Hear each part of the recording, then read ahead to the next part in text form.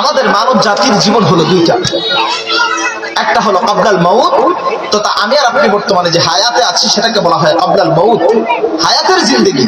আর একটা হলো বাদাল মাউত, মৌতের পরে, তো তা এই কবরস্থানের অধিবাসীরা, এটা হলো বাদাল মাউতের জিন্দেগি। এবার আসেন, ক্বাবলাল মাউত আল্লাহ পাক আমার আপনাদের যে জিন্দেগি দিলেন, এই জীবন চলতে গিয়া আমার আপনার জন্য অতীব প্রয়োজন যে জিনিস, যেটা ছাড়া আমার এই ক্বাবলাল মাউত, আমার হায়াতের জিন্দেগি চলবে না, সেটা হলো শ্বাস প্রশ্বাস নিঃশ্বাস। এটা তৈরি হয় বাতাস থেকে। আমার মালিক এই জিনিসটার আমাদের জন্য মুক্ত করে দিলেন, মুক্ত করে দিলেন, ফ্রি দিয়ে দিলেন, বিনামূল্যে দিয়ে দিলেন। ওই কত মেডিকেলের বেডে শুয়ে দেখেন, আইসিইউতে আছে অনেক রোগী, প্রতিদিন শ্বাস নিতে কোটি কোটি টাকা খরচ হয়ে যাচ্ছে। আপনার বয়সটা 60 হয়ে গেল, 40 হয়ে গেল, যুবক ভাই আপনার বয়স 30 হয়ে গেল, 25 হয়ে গেল, কয়দিন কত টাকা দিচ্ছ? মানে শ্বাস যে নিলা, কত টাকা দিলা? কোনো টাকা আমরা দিই না।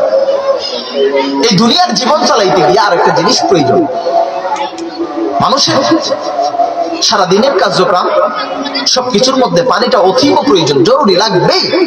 পানি যদি না থাকে, পানির অপর নাম জীবন, মানুষ মারা যাবে। এই পানিটা আমরা 1 লিটার পানি কিনে খাই 20 টাকা, 30 টাকা, 40 টাকা। কই দৈনিক কত পানি খরচ করলাম, কত টাকা দিলাম মালিক? মোট কথা, যে কথা বুঝাইতে চাইতেছি আপনাদেরকে, যে মেসেজ দিতে চাচ্ছি, দুনিয়ার জীবন চালাইতে গিয়া শ্বাসের প্রয়োজন। আল্লাহ কয়, বান্দা তোরে মুফত দিয়ে দিলাম। দুনিয়ার জীবন চালাইতে গিয়া পানির প্রয়োজন, মালিক বলে, ও গোলাম তোরে মুফত দিয়ে দিলাম, ফ্রি ফ্রি ফ্রি, বিনামূল্যে দিয়ে দিলাম। এবার আমি আপনি প্রশ্ন করলাম, মালিক হায়াত দিলেন দুইটা, জীবন দিলেন দুইটা, একটা ক্বাবলাল মাউত, একটা বাদাল মাউত। কেউ কেউ কবরে শুয়ে আছে, এটা হলো বাদাল মাউত। আল্লাহ ক্বাবলাল মাউত জীবন দিলেন, হায়াত দিলেন। এই হায়াতে চলতে গিয়ে শ্বাস লাগে, পানি লাগে, হাত লাগে, পা লাগে। কই কোনো কিছুর জন্য আপনি কোনোদিন টাকা নেন নাই, কেন দিলেন? আমি যখন আল্লাহকে প্রশ্ন করলাম, আল্লাহ বলে, তোমার এই দুনিয়ার জীবন দ্বারা ক্বাবলাল মাউত, বর্তমান আমাদের যে জীবন আছে, এই জীবন দ্বারা আমরা বাদাল মাউতের জীবনকে ক্ষয় করতে হবে, ওই জীবনটাকে রঙিন করতে হবে, ওই জীবনটাকে সাজাতে হবে। চমৎকার ভাবে আল্লাহ তাআলা কোরআনের মধ্যে বলেন, ইন্নাল্লাহা আশতারা মিনাল মুমিনিনা আনফুসাহুম ওয়া আমওয়ালাহুম বিআন্না লাহুমুল জান্নাহ। আমার আপনার রব আল্লাহ রাব্বুল আলামিন বলেন, ও দুনিয়ার মানুষ, আমি আল্লাহ তোমাদেরকে দুনিয়ায় সৃষ্টি করলাম, তোমাদেরকে নফস দিলাম, শ্বাস নেওয়ার মতো ক্ষমতা দিলাম, চইলা যাওয়ার জন্য পা দিলাম, কাজ করার জন্য হাত দিলাম, কথা বলার জন্য জবান দিলাম, বাহাদুরি করার জন্য, টাকার জন্য টাকা দিলাম, পয়সা দিলাম, সব কিছু দিছি। জান্নাতের বিনিময়ে আমি মালিকের কাছে বিক্রি করবা। এই আয়াত থেকে বোঝা যায় কেমন জানি আমার মালিক বলতে চায়, গোলাম তোর দুনিয়ায় দিলাম, তোকে দুনিয়ায় দিয়ে তোর ব্যবসায়ী বানাইলাম, আমি মালিক খরিদ্দার হয়ে গেলাম। আল্লাহ রাব্বুল আলামিন বলেন, ইন্নাল্লাহা আশতারা মিনাল মুমিনিনা আনফুসাহুম ওয়া আমওয়ালাহুম বিআন্না লাহুমুল জান্নাহ। ও দুনিয়ার দুঃখায় লিপ্ত মানুষ, শোনো শোনো শোনো, আমি মালিক ক্বাবলাল মাউত, হায়াতের যে জিন্দেগি দিলাম, এটা কেন দিলাম জানোনি? আখিরাতের জিন্দেগিতে জান্নাত কামাই করার জন্য। সুবহানাল্লাহ বলেন। আল্লাহ আমার আপনার যে জিন্দেগি দিলেন, জান্নাত কামাইয়ের জন্য দিলেন। এবার কষ্ট আসবে, জান্নাত কামাবো, জান্নাত কামাইবো কিভাবে? মালিক বলে, ওয়াল্লাযীনা আমানু ওয়া আমিলুস সালিহাত উলাইকা আসহাবুল জান্নাতি হুম ফিহা খালিদুন।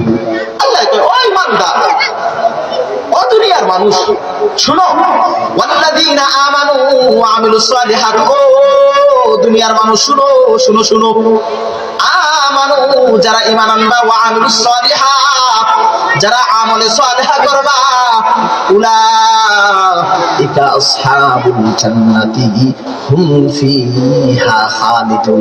যারা আমলে সালেহা করবা, ঈমান আনবা, আল্লাহ রাব্বুল আলামিন বলেন তোমরা হলা জান্নাতের অধিবাসী।